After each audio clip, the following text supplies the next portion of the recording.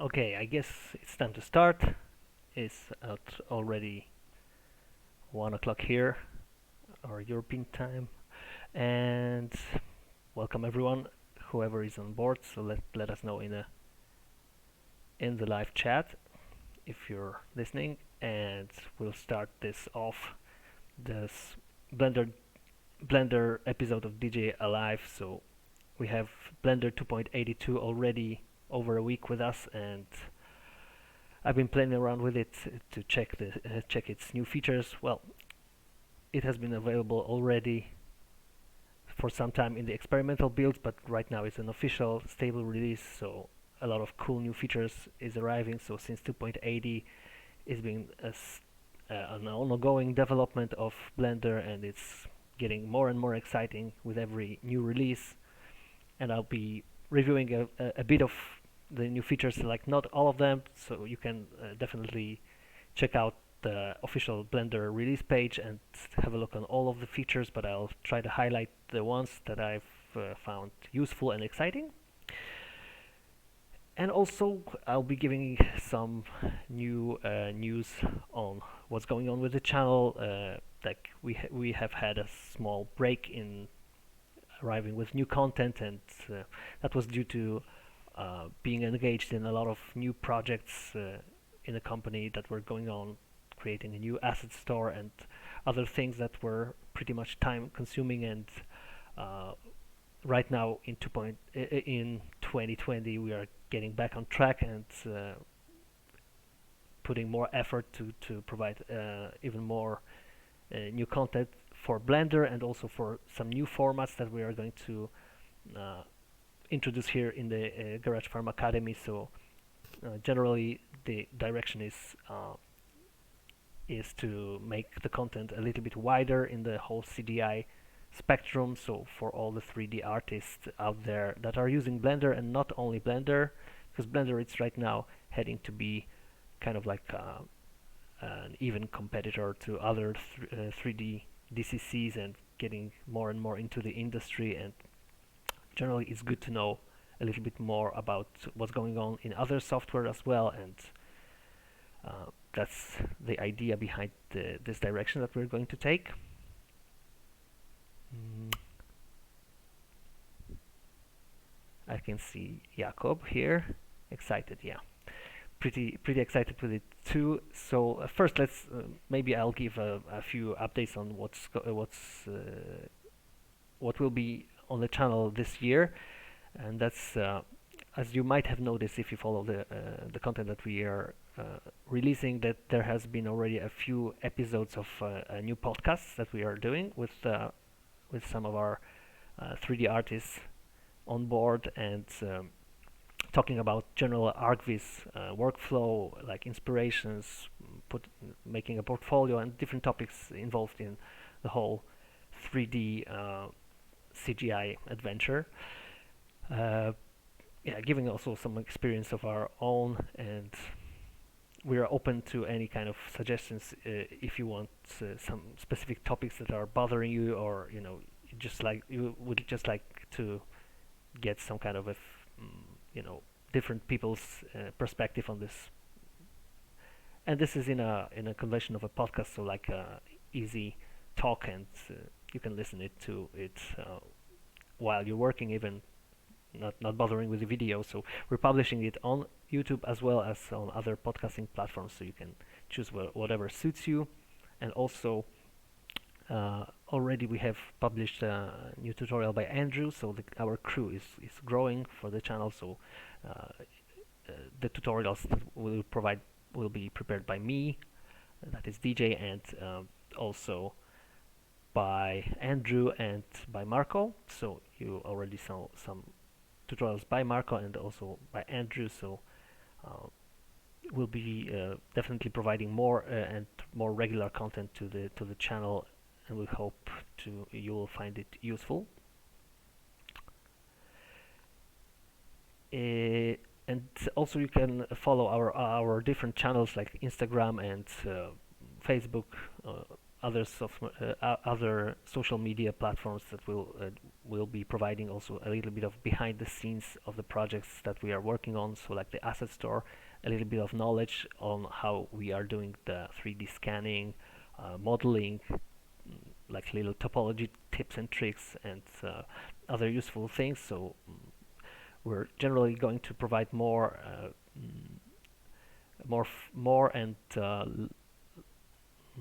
more useful tips for also for the people that are just beginning their adventure with the 3D industry and are aspiring to become experienced, and in time definitely they will gain experience in the 3D world, but yeah, just small bits of knowledge that are easier to consume.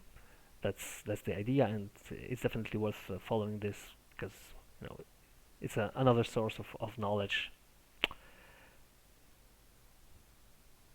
And also one thing that is going to be new in the channel is a new CG news format that we'll be preparing. So like general 3D industry news, like new software appearing, new software updates, different events, or like interesting news about what's going on in the 3D world out there. So this will be called CG Insight, and the first episode will arrive very soon, like probably in a few weeks, or even maybe even sooner. I hope you'll find that useful too. Mm, and I guess that's it. So like we're opening to a lot of also non-Blender or like loosely Blender related stuff, but I hope you'll find it useful and just to gain a wider perspective on different things in the CGI business. Yeah, so let's get straight to 2.80 review. That's the meat of this live. So let's have a look here on the 2.80 page, and the very mind-blowing explosion here, and it says power your pipeline, and this is generally the direction that Blender is moving. So a lot of pipeline related stuff that is added, so USD support and other things that I'm not really going to focus on right now, but generally making Blender more uh, cross-platform usable for 3D artists using also other software, and generally making it easier for people to jump into Blender or just use it aside other tools. Yeah, but I'll just run this Blender here. The Blender 2.80, a nice splash screen here, and the first thing I wanted to show you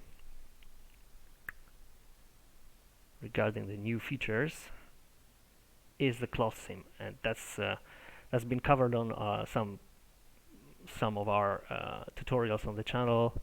The cloth sim, using it for curtains and other stuff, but a really exciting feature that has appeared and is pretty useful to ArcViz artists and generally modelers, probably also character artists, and that it will be a real lifesaver for many scenarios, is pressure setting. So let's have a look on how to use that, and I'll just demonstrate you quickly a use case for this feature, and that is we have our default cube, so we can use it, maybe scale it on the z-axis a bit and subdivide it a few times to give some geometry here, and to get better result on the edges I'll just remove some unnecessary loops here just to make our faces a bit more square. So just dissolve these edges, and maybe this one too. Okay, and let's go here to the modifiers and add a cloth modifier. You can do that also in the physics tab, adding a cloth to this mesh, or we can just jump in here with this button. So we're already in the physics tab. You can see the cloth is on, and the nice thing is down here. So I'll need to maybe do it like that. Physical properties, and here you got pressure. Let's increase it to maybe like something, maybe 2. And if you run the simulation right now, you can see we have a pillow. It's falling down, so let's quickly adjust the field weights down below and turn the gravity to 0 and start it from frame 1 again. You can see it's kind of something that resembles a pillow. And let's play with the pressure. We can give it more pressure or less pressure, even a negative pressure, so like suck it in.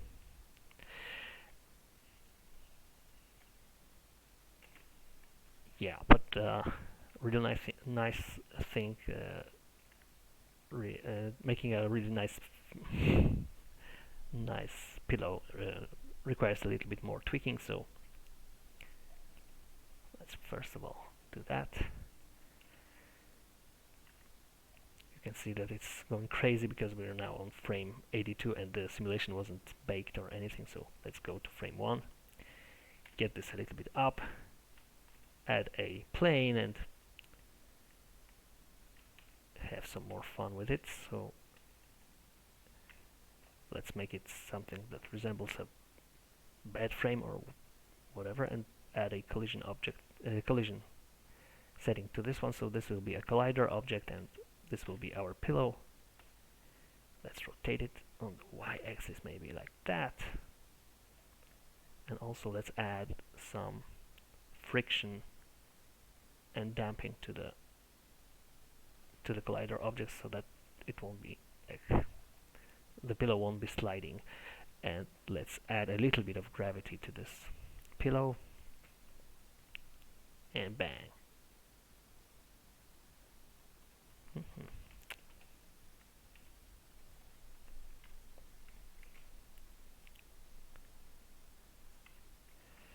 Right.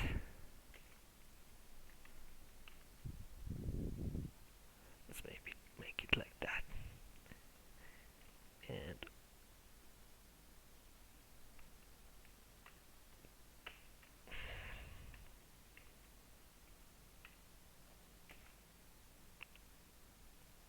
nice little pillow. Maybe the pressure is a little bit too big because it's kind of like stiff, and I'd like to subdivide it just a bit more to get more realistic look of the pillow.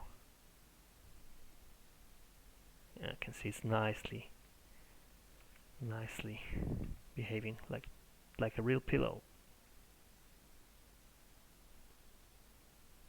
If you shade it smooth, yeah, of course you can make a better base mesh for this one to get better results, but the general idea is that it can simulate a pressure inside. So before that you had to play with some force fields inside the mesh, and it was really cumbersome to use. And right now it's just like with a click of a button you have this kind of a setting. You can imagine a lot of more use cases for this one, so like a bigger bed cover or something like that.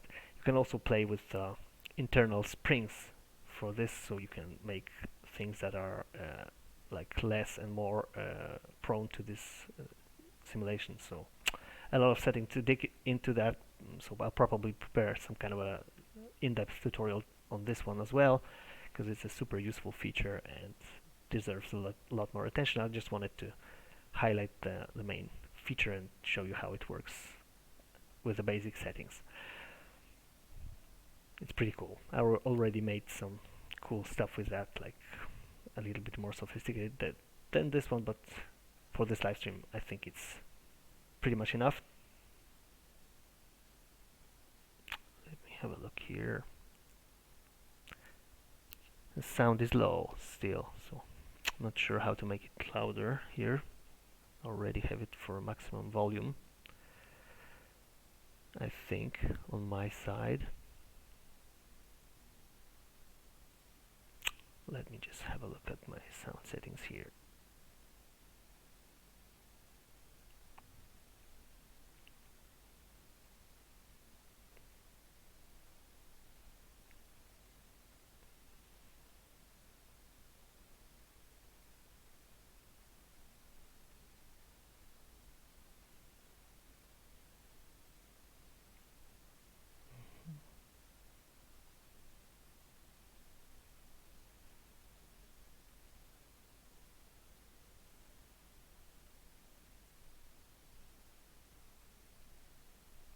Okay, so the next feature, let me just try to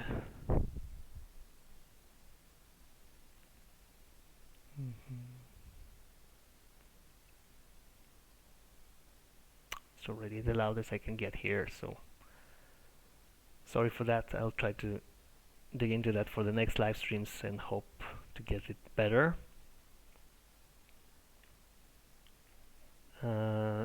And now the next thing going on in the improvements, and that is pretty exciting for the modeling part, and also the complementary thing, that is the sculpting, and the things that Pablo de Barro, that is working on new features for sculpting in Blender, is providing is super awesome. And there are things that already came to Blender 2.82, and the super exciting feature that is still in the experimental builds, and you might have seen it online, the cloth. So it's kind of related to this whole cloth simulation thing, is the cloth brush, and it's experimental still, but it's also super awesome. So I'll just jump a little bit on what you can expect from the next versions of Blender. So let's run the experimental build. It's not yet in any kind of official build of Blender. It's a special build that you can get from Graphic All. So it's made especially for this small feature available. So you can see it's 2.83 alpha, but it's not the official available on the Blender page. It's a special build dedicated to this feature. So let's maybe subdivide this cube a bit, make it smooth.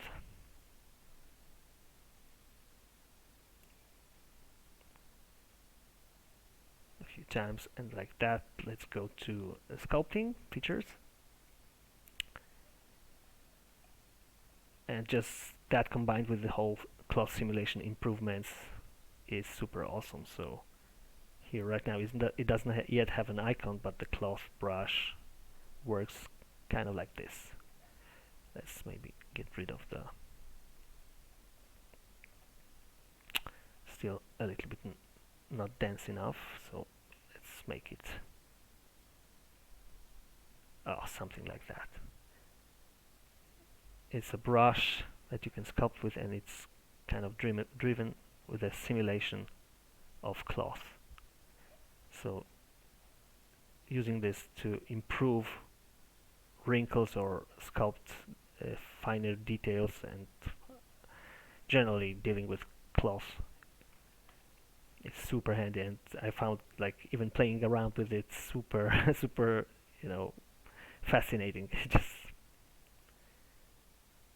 super awesome. Can't get enough of this. And if you go to the settings, you have a few options here. Like right now I'm using the drag option. You can also push, so kind of like making a hole in the cloth, or inflate, so inflating the part under the brush. Super awesome. It also combines nicely with the masking features for sculpting. I think grab is also super useful. You can see, grab it and it behaves like a cloth. Of course, you need enough geometry to make it look decent. It's a bit too strong right now. I'll decrease the power.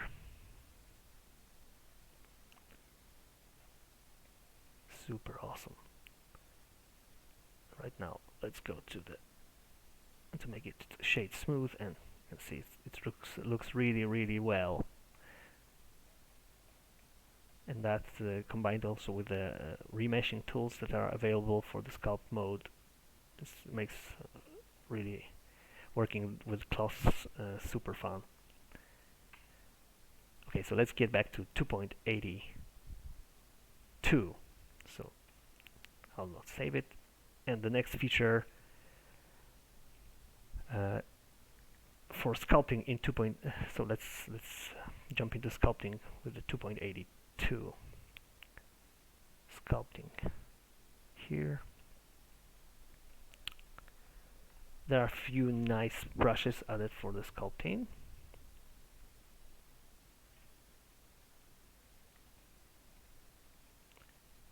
And that is definitely the multi-plane scrape brush. So this is a kind of a useful tool for making sharper edges, like kind of like pinching along the edge with a specific angle. So that is an angle that you can set in the tool properties, plane angle, so it's sharper, or maybe right now it's too small, sharper, or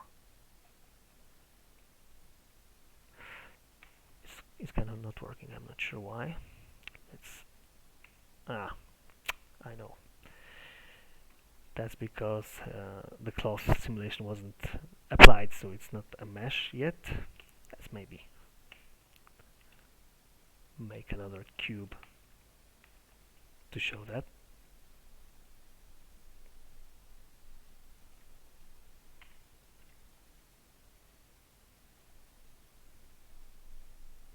And smooth it a few times so we have a kind of a ball.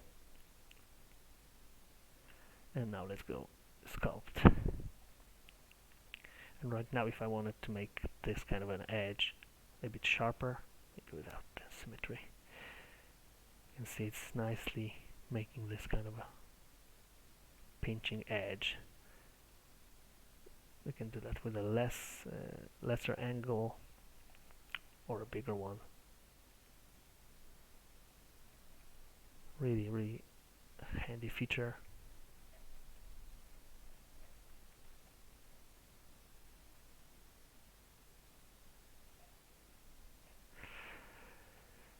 That's how it works. And also a new thing in the pose brush that might seem like a brush just strictly dedicated to character modeling, but I found that it's really useful even for artists. I've been using it, for example, for making little bits of how do you call it? You know, the sticking out parts in a pillow, things like that. So maybe let's show it somewhere here. I'll extrude a part of it and make it something like that. So I can imagine it's kind of like a thread or a rope here, and I can use sculpting just to position it nicely, and the pose brush is super perfect for that.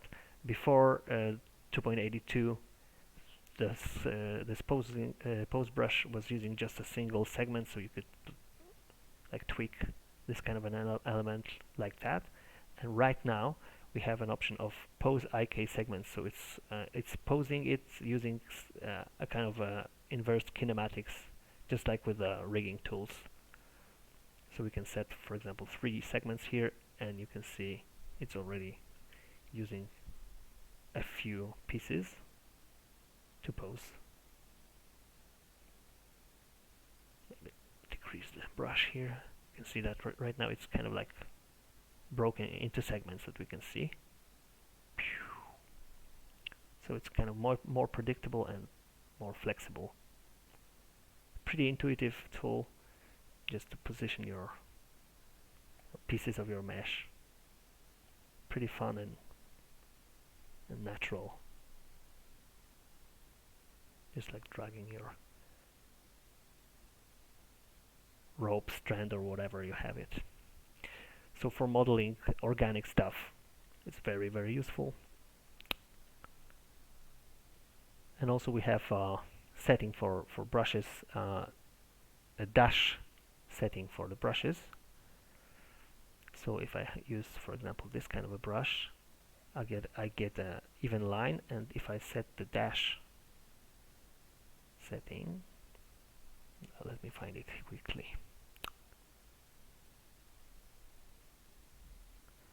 In the stroke, we can make the dash ratio, for example, like that.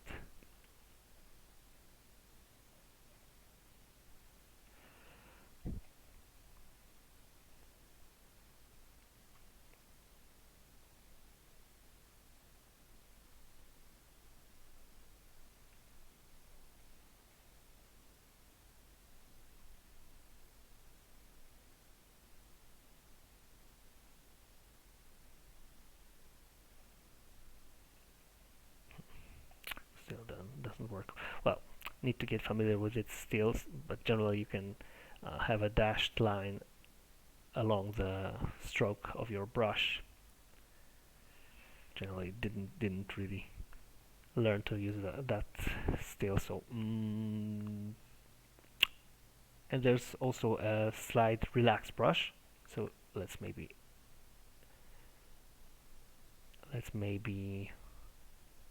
display the wireframe also. So we can have it here displaying the wireframe. We have a sculpting brush that can change the topology lying behind the mesh without changing the shape. So this is the slide relax brush here. For example, if I consider this mesh to dance here, I can move parts of it and just relax it without really affecting the shape of the mesh.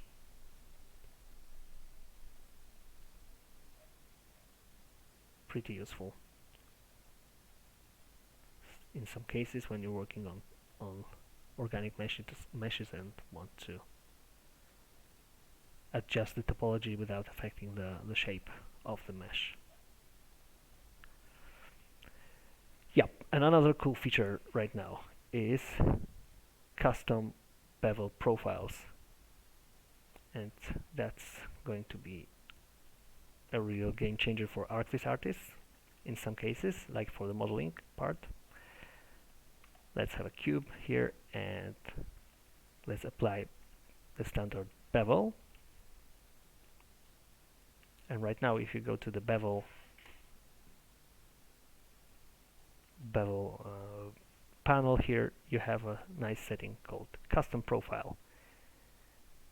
Just to be able to see that, we need to increase the segments, because in a simple segment you won't be really seeing much effect of it. But if you go to a higher subdivision level here and apply maybe a preset like the crown molding here, you can see it applies a specific curve to the whole bevel. You can choose between intersection type, the automatic filling of this corners, or cutoff. That is much more useful for furniture and stuff like ArchViz models. So imagine having this kind of a setting and, for example, modeling a kind of maybe stair rail or something like that. You can automatically generate different panelings or stuff automatically. Something like that, for example.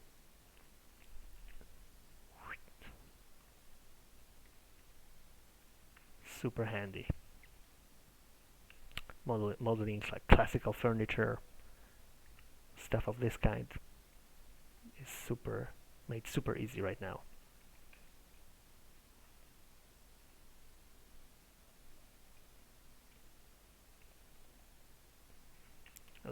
Alt bevel.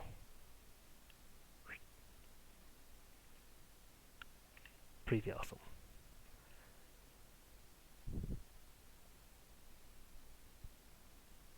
Let me have a look at the chat. So if you have any questions about the features, just ask in the chat, and well, probably I won't be maybe able to answer all of them right now, but maybe as an inspiration for future tutorials or stuff, it will be really useful feedback. So two more features that I wanted to mention, maybe not show or demonstrate like that, are MantaFlow and Flip, that are new engines for physics. This is a really big subject, so we also touched in the tutorials for powder explosion and a little bit of more of other tutorials, the simulations subject, and this will deserve another separate tutorial. So right now Blender has MantaFlow integrated in the physics engine, so for explosions and smoke simulations, stuff like that, also fluid simulations. It's a whole new engine. It has been up till now it has been available in the separate branch of Blender, and right now it's getting to the main trunk of Blender, and it's, from what I've seen, people using it get super nice results, and generally I will be definitely getting into that in the future tutorials. And another thing, considering the modeling part, that is super handy is UDIMs for texturing. So let me just quickly go to the UV editing part. If we'd like to texture an object, something of a bigger detail, we'll show that maybe on a monkey. You can see the monkey is right now pretty low poly, but let's assume that it's a super high poly model, as a thing that deserves high resolution textures. I'll add a subdivision surface maybe to that.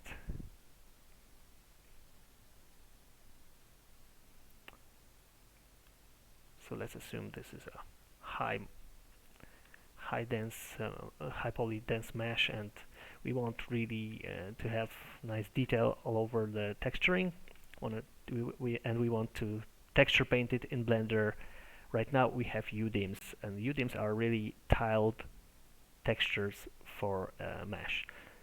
So to have that, we'll create a new texture.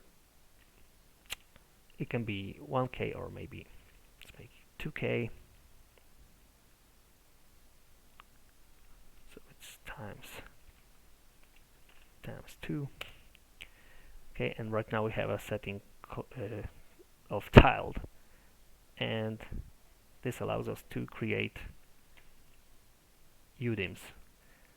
Right now you can see that in the panel of in the tool shelf panel we have a UDIM section, and right now it's just one tile, 1001.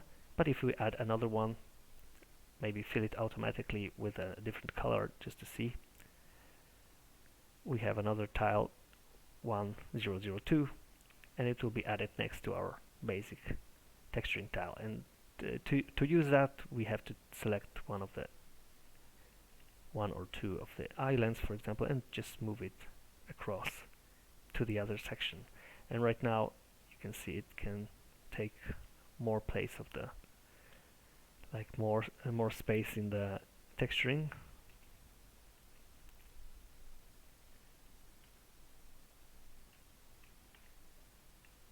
And if we make this untitled file, maybe let's call it UDIMs, and we want to paint the monkey, we can apply new material and use this for the base color or any other property. So image Let's pick our UDIMs here and go to the textured view. You can see it's already applied. So now if we go texture painting, we are texture painting with a kind of like a bigger space, and it's smoothly applied across the texture space here.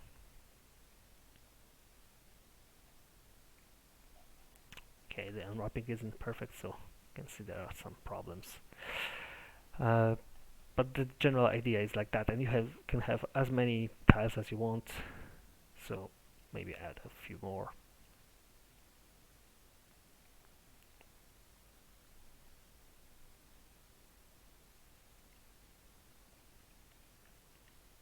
So for example, if you want the eyes to be super high res, you can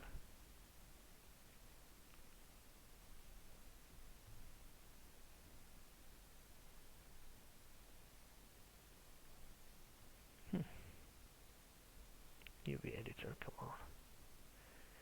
We could even like make a whole texture space for the eye, and that way you can have a bigger resolution on the eyes. So that's kind of like all the features that I found the most interesting in the new release. There are of course more. There are cycles improvements, the AI denoiser, which is the one that's using the optics for NVIDIA RTX cards. So I don't have this kind of a card on my PC, so not really able to show you how it works. But yeah, definitely super exciting features, and a little bit of more smaller adjustments, and like the whole Blender is evolving and improving. So definitely worth having a look on what's going on with 2.83 version already. If you want to be super on time with all the news, there's also official Blender channel which provides the Blender Today, going through all the new features happening in the Blender world. And you can also follow our channel to get more content, more tutorials and news about Blender development, and also other stuff as I mentioned.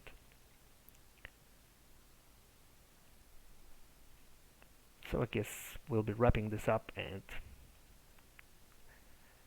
I hope to see you in the future tutorials very soon, and also in the news.